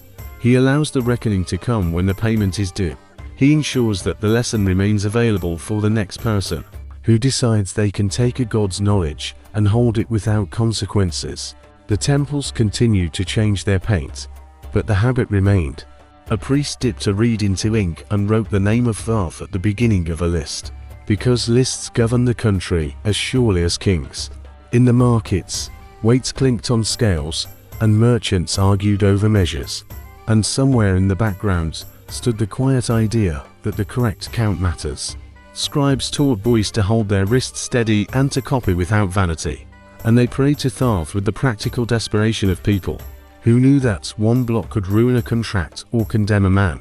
Thoth did not need statues to remain present. He lived in every line that refused to fade. Foreign tongues came, and they did not ask permission.